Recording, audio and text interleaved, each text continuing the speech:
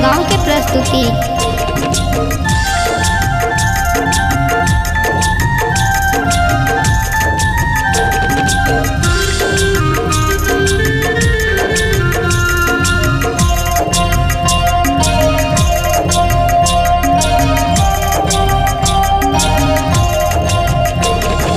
कल्याणेश्वर बाबा के घरो दुआरिया में भक्त के भीड़ महान, भक्त सब बाबा सो चाहत कल्याण।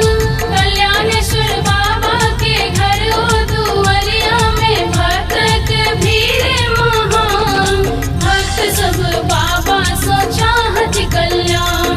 भक्त सब बाबा सो चाहत कल्याण। भक्त सब बाबा सो चाहत कल्याण।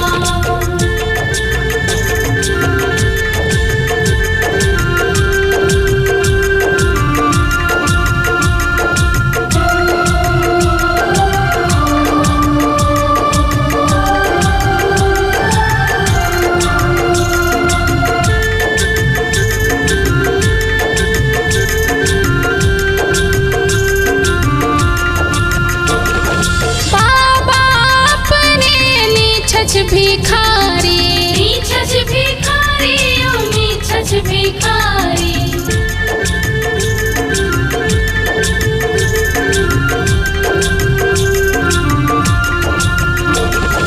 बाबा अपने नीचछ भिखारी, भक्त के भरने छत कोठी बखारी। सेवक के देने छत खोआ मलाई, चाहे पूरी कचौरी ने खोजती शंकर मतंग पे भी भक्ति के भांग। भक्त सब बाबा सो चाहत कल्याण।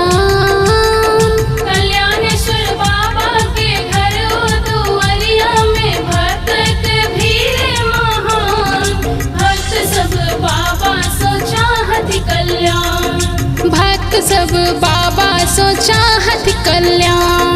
भक्त सब बाबा सो चाहत कल्याण।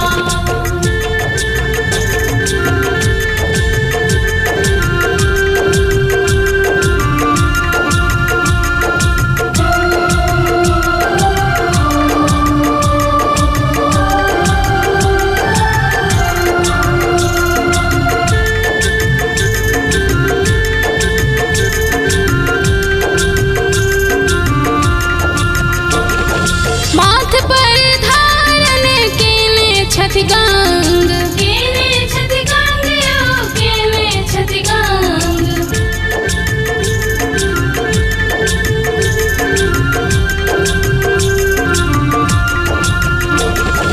माथ पर धारण केने छत गंग, नैरे चढ़ल छली भक्ति के रंग।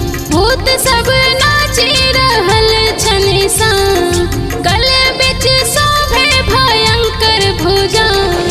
देखो हिनकर संगी साज सब केहन बनल छिमसान। भक्त सब बाबा सो चाहत कल्याण।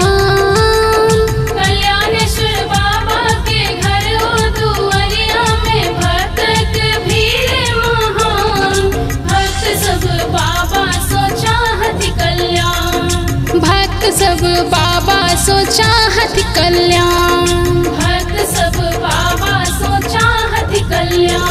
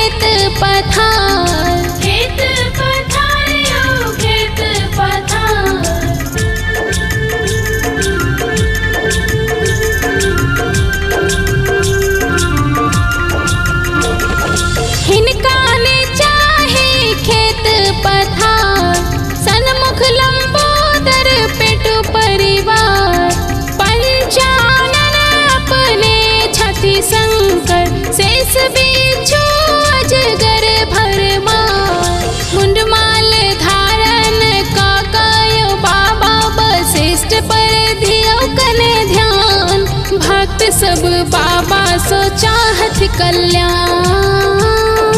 कल्याणेश्वर बाबा के घर दुआरिया में भक्त भीड़ महान। भक्त सब बाबा सो चाहत कल्याण। भक्त सब बाबा सो चाहत